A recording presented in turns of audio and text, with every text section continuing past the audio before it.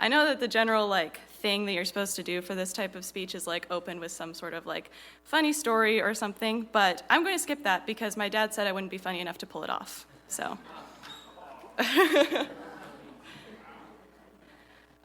So hi, my name is Aimee, and for the past 9 months, I was in a short-term missions program called REACH. So for 3 months, I did training with my team and a couple of others in Columbus, Ohio. And then we were sent to Phoenix, Arizona to work at a organization called Aimee for 6 months. So I'll just go through it and kind of tell you guys what it was like. I came into REACH being very, very skeptical of short-term missions. I had heard I had never been on a short-term mission myself, but I had heard countless horror stories of people who went to the Bahamas and sat on the beach, painted an orphanage, and then went home. And it was just not really something I ever wanted to be a part of. And then since being in Phoenix, I had seen some horror stories of short-term missions firsthand. And it was just I just came into it with very much a bias against it. And I just was very predisposed to believe that short-term missions benefited nobody except maybe the missionary that was going. So I thought that since I was blessed uniquely with self-awareness, I would go into training and I would know everything and I would know exactly what not to do, and I would be the perfect missionary. I would be self-aware, I would have zero culture shock or blunders, I would have zero white saviorism, and so much humility. But I think my time in Phoenix has taught me that it's impossible to be the perfect missionary, just like it's impossible to be the perfect human. Everyone makes mistakes, and everyone leaves their mission wishing they could have done more for the community and made fewer mistakes. But I think God has taught me that that's kind of the point. People can only do so much when it comes to touching other people and building up other people's lives, and then it's God's job to kind of fill in the blanks and bring it to where he wants it to be. So anyway, I started training in Columbus at the end of August. I think I got there August 28th or something like that. And yes, so this is my team.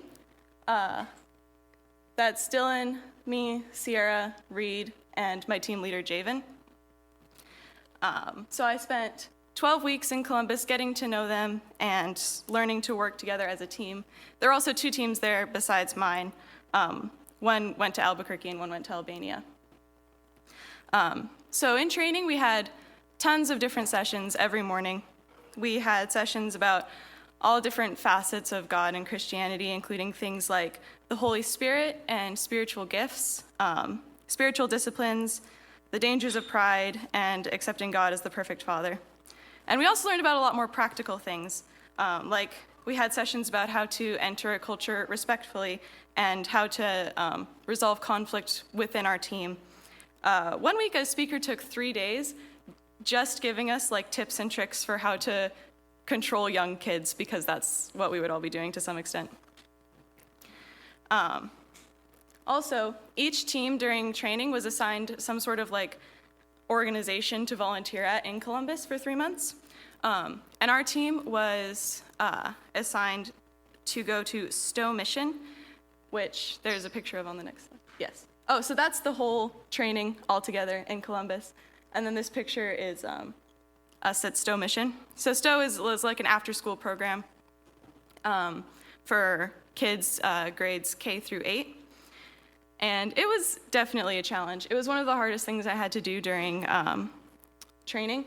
I think the kids were always very rowdy, and it was hard sometimes to agree with the leadership there, but it was definitely a great bonding experience for our team as we learned for the first time how to go through something hard together. And Stowe was one of the places where I first learned a really hard lesson about what missions can look like. There was a girl there who was 6 when we met her, but she turned 7 while we were there. And she would come in the afternoons basically every time we were there, so we really got to know her really well. Her name was Lovely, and she was not. She first, I don't really know why, but she really attached herself to me, and I would always turn around, she would be right there, and she would never leave my side. And she had this super fun habit of like finding the grossest, slimiest thing she could that day, and then putting it all over her hands and chasing the volunteers. And we would try to like get as close to her as we could to stop her without getting it on our clothes. It was terrible. And she was also like kind of physically abusive. She would kick and pinch and punch us constantly. She had this thing, I would wear my hair down sometimes, and she would like grab my hair and then lift her feet off the ground, so she was hanging on just by my hair. And then I started putting it up. And I was not exactly thrilled that I became her favorite, but I just tried to be as patient as I could with her because I didn't know what else to do. And it was really hard, just like, she never went through this transformation or anything where she became a better person because she's 6 and she doesn't know how to do that yet. And she would often ask to go, so Stowe has this like cool down room that's just like this room off to the side where kids can go if they're having a meltdown, and she would go in there a lot. And she started asking me to go in there with her and just to like sit with her and help her calm down, and so I would. And then when she was like finally calm, she would start telling me all of these stories about what's going on in her home life. And I won't go into it because it's pretty horrific. But it was really a lot of the ways she was treated by her parents, especially her dad. And it was just really hard to listen to that day after day, especially when it's a little kid and it's hard to tell, like, how much is she embellishing, how much is she telling the truth, and how much can I, like, ask her about this stuff, because it was serious stuff. And then, as soon as we were out of the cool-down room, she would start, like, punching me or something. It was very mentally and physically draining. So Stowe ended up calling CPS for her and her brother because of the things that she was telling me and a couple other volunteers. That was right before we left for Phoenix, so late November. And as far as I had known, like, I knew CPS was called, but nothing had changed in her home life. And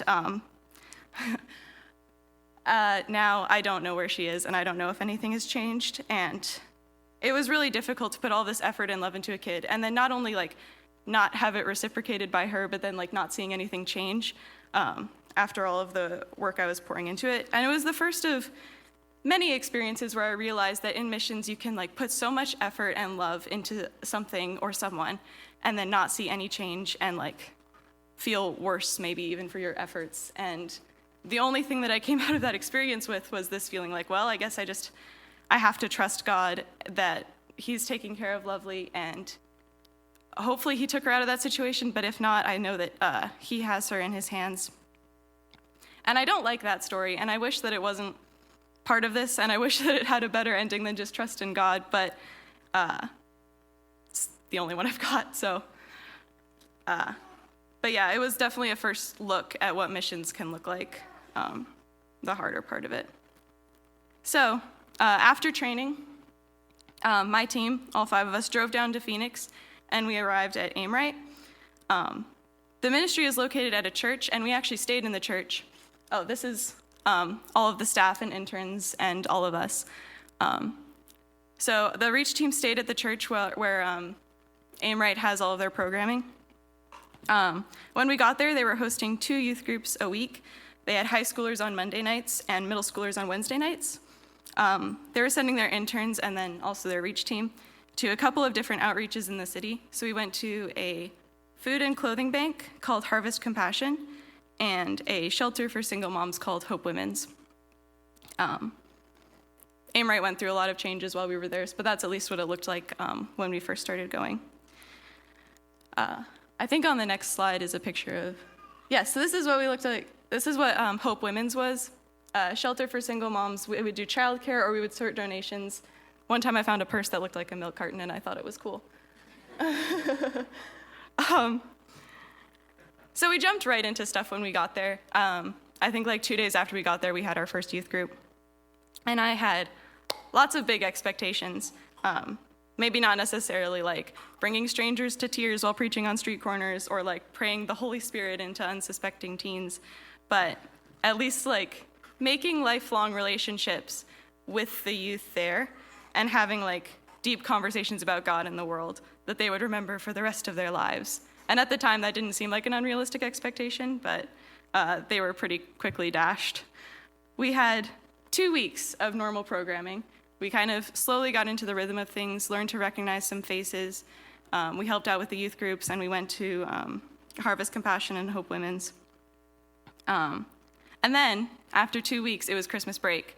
So the school closed for Christmas, so we had no more youth groups, and all of the staff and interns went to their homes for Christmas.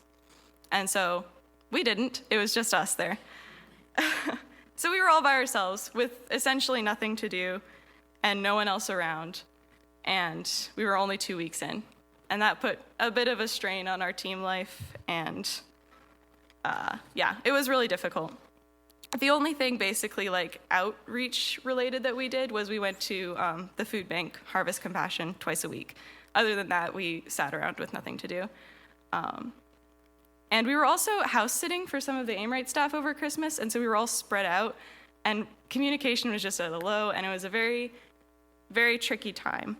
And I was really struggling with, like, why was I even here? I was here for 2 weeks, and then all of a sudden I'm sitting around doing nothing. And it was just like, I was just like holding out for the day when everyone would come back and school would pick up again and we could finally like get started.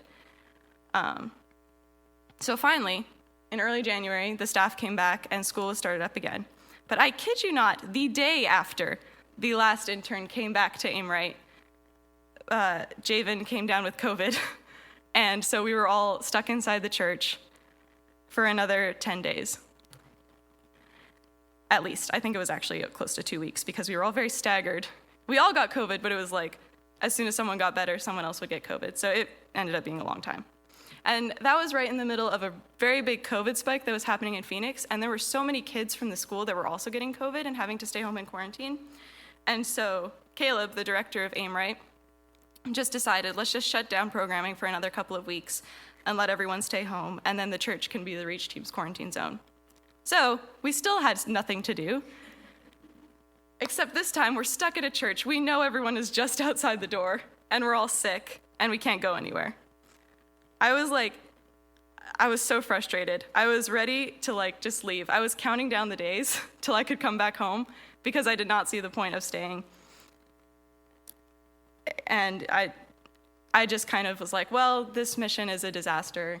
I'm not going to change people's lives, and I just came to Phoenix in the winter, so I'm just on vacation, and this is exactly what I wanted to avoid. This sucks. Near the end of January, everyone was out of quarantine, and the kids were all mostly over COVID, and they decided to get Aimee back up and running. We were basically 2 months into outreach. We had been there for December and January, and we had had 2 normal weeks of programming. It felt pretty discouraging to feel like we were this far along and only now just getting to know the kids. I'm on the wrong page.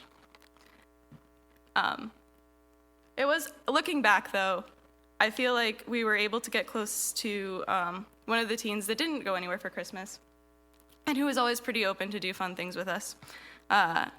Her name was Desiree, and she was always super nice and super open to being our friend, even though she only knew us for 2 weeks. She was very friendly. She was always open to doing anything, to the point of being clingy sometimes, but I think that was good for us. We needed that. I think there's actually pictures of her on the next slide. It's her hanging out with us and doing fun things. Our friendship with her for a very long time stayed very superficial, which is normal for friendships of that length, and I didn't really understand why when she was so she wanted to spend time with us so bad, but then our conversations never really went past anything deeper than just surface level things. And then a few months in, we learned that she had a girlfriend, and she was very wary of Christians and the judgment that she might receive from them. And so she never really wanted to talk about her own personal life or anything that was going on because she was always worried about being judged. And it was just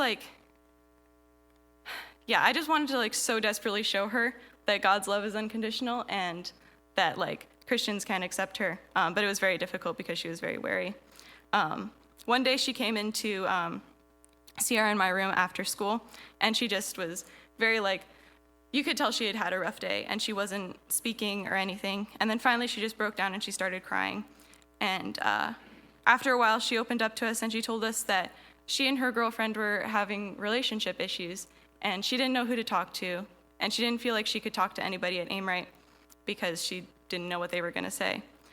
And I feel like it was definitely a God-given opportunity to show her that we love her unconditionally and that God doesn't hate her, and neither do we.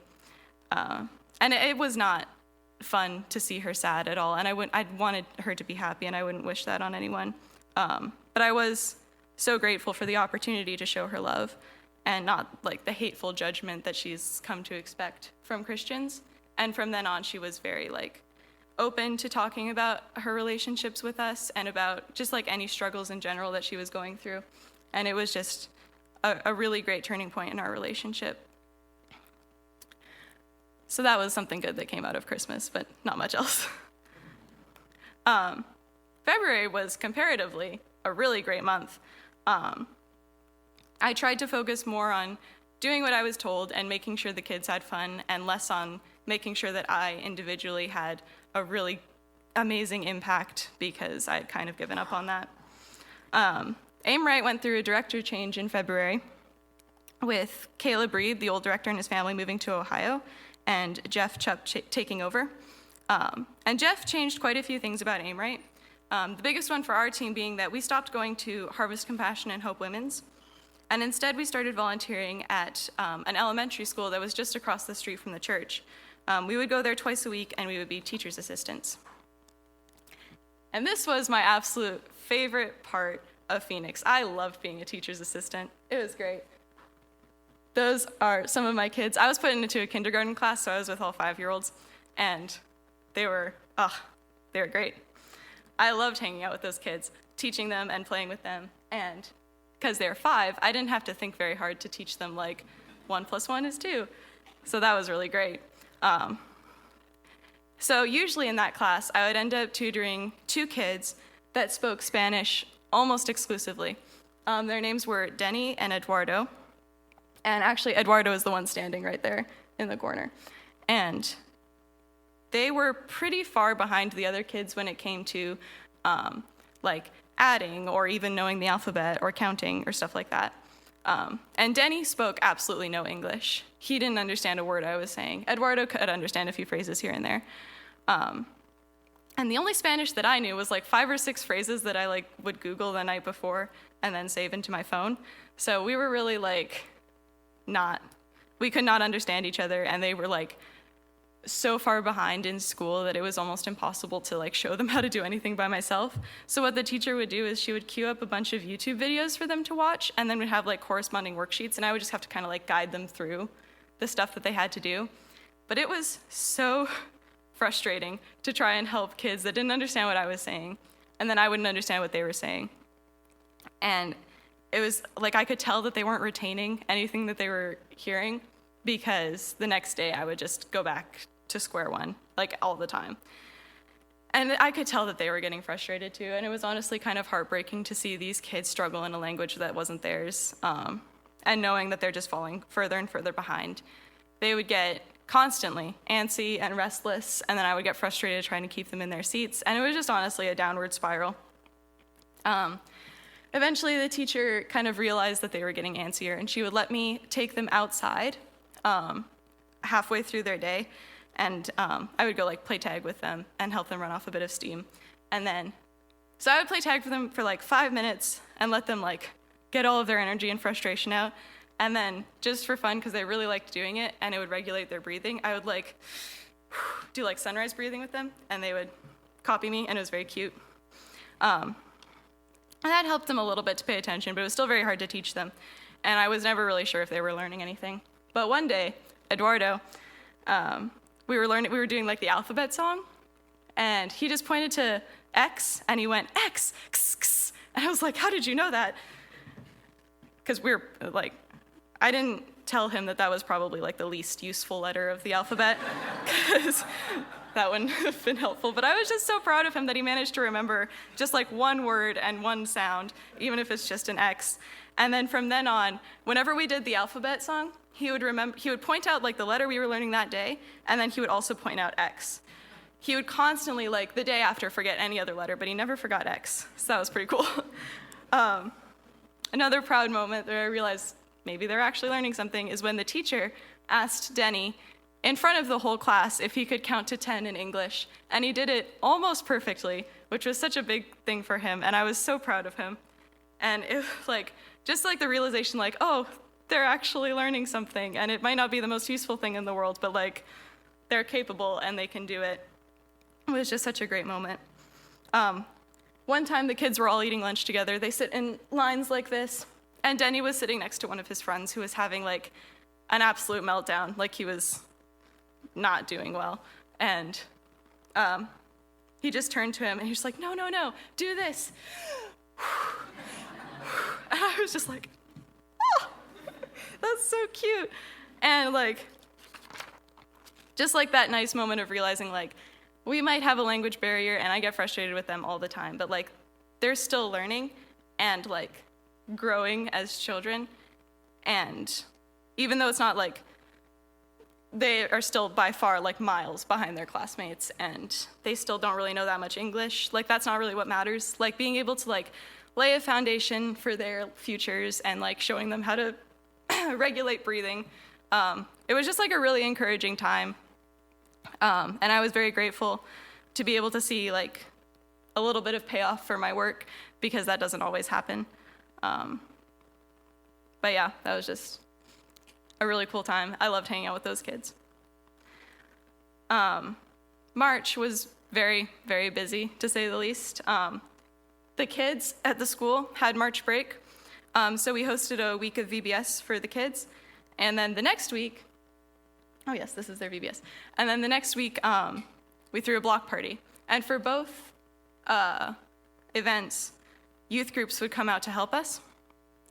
And I got to see firsthand how a week-long missions trip could succeed and how it could kind of fail, which was very helpful for me. The first youth group that came to help for our VBS, it was about 40 people, and they came from Ohio. Their job was to run all of the stations of the VBS. So there was a Bible story station, there was a craft station, a snack station, and a game station, and the rest of us would take the kids from station to station. This youth group was from a very, very Mennonite church. The girls were all decked out in skirts and head coverings, and they all had very strong Pennsylvania Dutch accents. So as you can imagine, that is a very, very different culture than the one at Aimee. But despite that, they jumped into everything with so much enthusiasm. They did not make it a big deal that Aimee does things differently than them. They did it that way for a week instead of the way that they were used to. They did what they were told, and they did it all very cheerfully and with enthusiasm.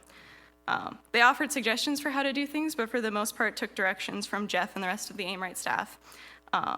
And they cared more about making things fun and memorable for the kids than about getting to know every single one and putting the pressure on themselves to change individual lives. They just wanted to make sure the kids had a fun week.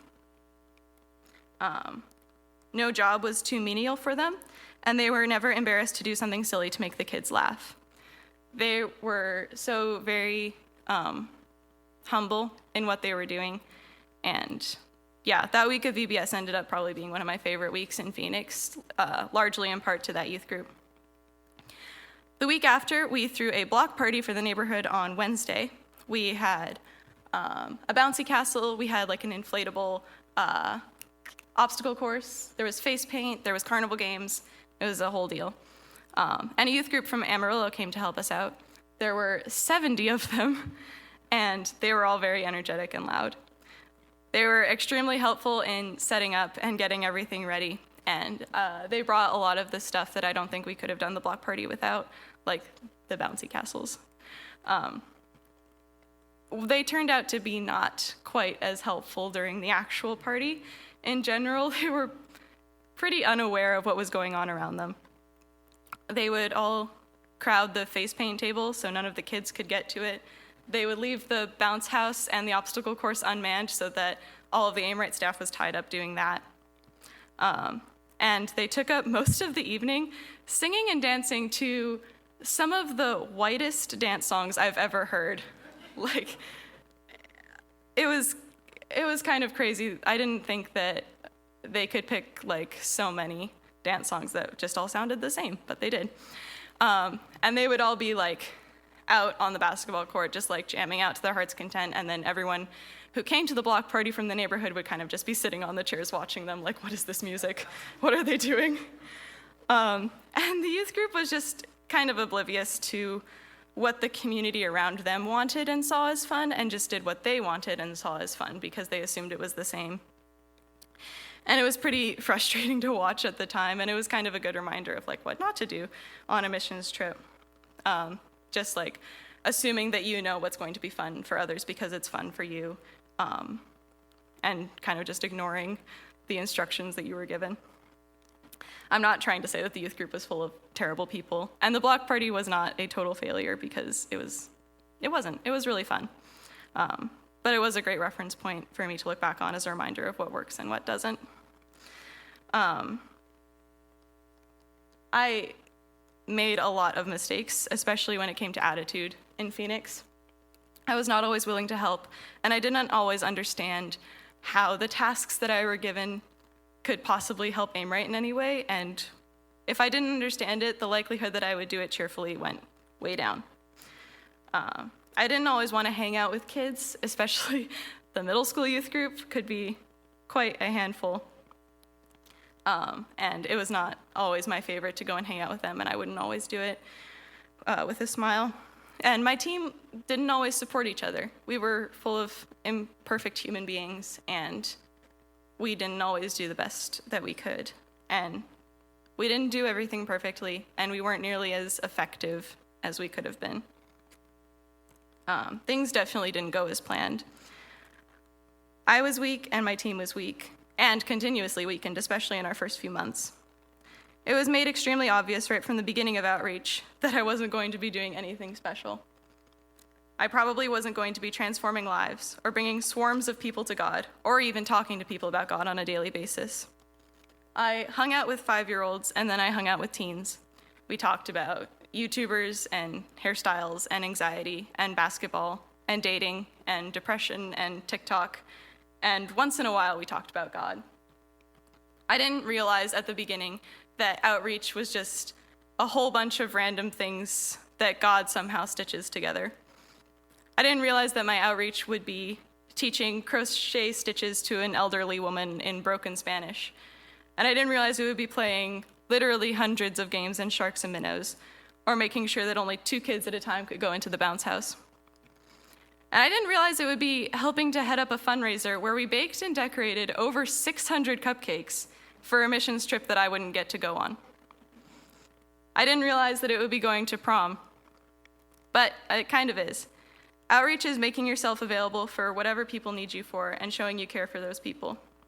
It's being present and having fun with them and helping them to achieve their goals. I didn't always see results, but in the end, that's not what I went for, and that's not what I'm going back for. God takes care of those however he wants to. Also, I got to have the opportunity to hike the Grand Canyon at the end of April. We trained for about 3 months, going on random hikes in Phoenix, because they are aplenty there. So the Grand Canyon hike ended up being 27 kilometers, give or take, and it took us 9 hours and 57 minutes, which is 3 minutes below our goal. Thank you very much. It was so pretty, and it was so amazing to feel like I accomplished something like that. It's really fun to do something hard like that with your friends, and we were all brought closer together because of the experience. It was a little rough to form and pop the same blister during one hike, but other than that, it was great. And then the day after that, I strapped on a pair of heels and went to prom. So that's basically all I have. I just wanted to talk about a couple more things. Aimee, if you feel like Aimee is something you want to support, they're always accepting donations. During the summer when school is out, they have tons of weeks of VBS. They just got back from a week of camp in Colorado where they take their seniors, actually most of their high schoolers, to a camp in Colorado. And it's one of the few times that those kids get to leave the city and see someplace other than their neighborhood. So if you want to support their summer activities or just in general their year-long programming, you can go to their website and give to them. I am also planning on going back to Aimee as an intern, hopefully in September, but I'm still working out the details. So if you would like to donate to me, I will not say no. I'm still figuring out the logistics of how to donate, but stay tuned.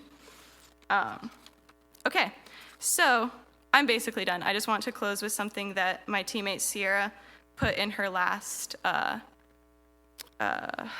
email to her supporters, kind of like a summary of what REACH is, and I feel like it sums it up pretty well. REACH was a long and typically hard road. My view on missions has changed a lot since coming to REACH. I've learned that longer-term missions isn't fun all of the time. You're constantly exhausted, challenged, and beaten down. You pour out more than you're poured into, which can typically leave you feeling empty. You have hopes and expectations that are not always met, and you typically feel like you are failing and are left asking yourself if you're even making an impact at all. But then, a little kid cries when you leave, or unexpectedly tells you that they are grateful for what you do for them. You get swarmed by 15 fourth graders and swallowed in hugs. You get to tell a teenage girl the Easter story, and tell a girl who doesn't believe that Christians accept her that she is loved beyond belief by us and her Father in heaven. And then all of the difficulty, exhaustion, and hopelessness seems like a small price to pay. I will admit I complained a lot. There were a lot of times that all I wanted to do was just come home and be done. But looking back, I would definitely do it all over again. I'm so grateful for my time in Phoenix. I'm grateful for all of the people that made me and my team feel at home.